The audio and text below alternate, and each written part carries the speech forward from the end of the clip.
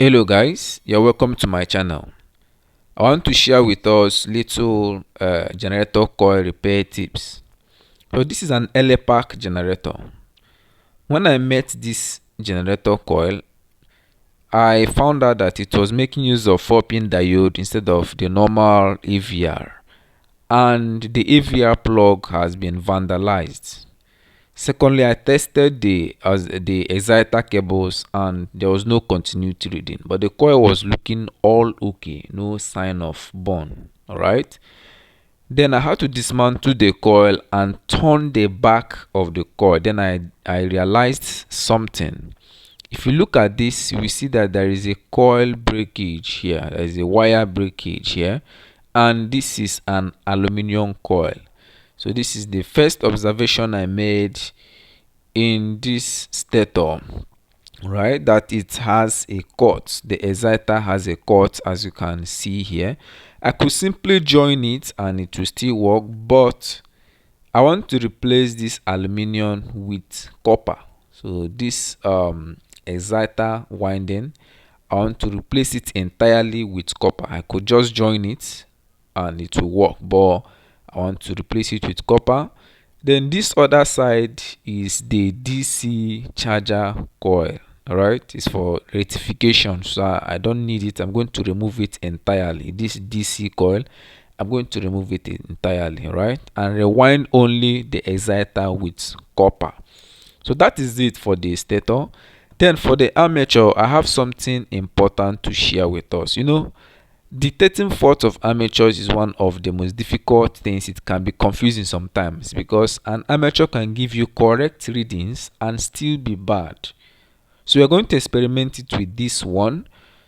We are going to test it with our multimeter and see the reading is going to give us, and then we are going to find out why this armature is bad, so that when you get a similar job, you can be able to detect a bad armature even when it gives you confusing meter reading. So let's test the slip rings now.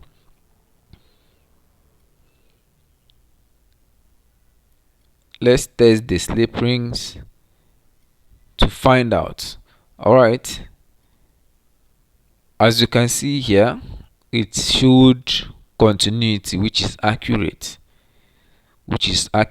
Then let's test it for earth leakage. There is no earth leakage. You understand? Normally this should be a correct reading. There is no earth leakage, but yet this armature is terribly burnt. I'm going to show you why.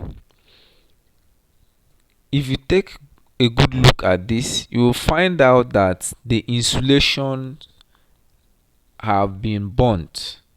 Okay, breakage of insulation is one clear sign that an armature is bad, because most of the time they start burning from the inside. So when the temperature gets high, they tend to weaken the insulation and it starts breaking off. So this is the clear indicator that your armature is bad. If you're waiting for it to burn out and then give you earth reading on continuity test, you might make mistakes. All right, so breakage of insulation is one clear sign that your armature is burnt and needs to be rewinded. Okay, so I'll be rewinding it with copper. I'll be rewinding our armature with copper completely. All right, while for the field winding, I will rewind only the exciter. I will leave the mains winding as aluminum. The mains winding is aluminum. I will leave it, while the exciter, I will rewind it with copper. Watch the video on your screen to learn how to remove burnt armature coil and prepare the lamination for the winding. I'm equally going to leave a link to the video that describes how to rewind this set of coils and how the whole connection is being made. Thanks for watching. Please remember to share, like, subscribe and turn your notification bell. Thank you.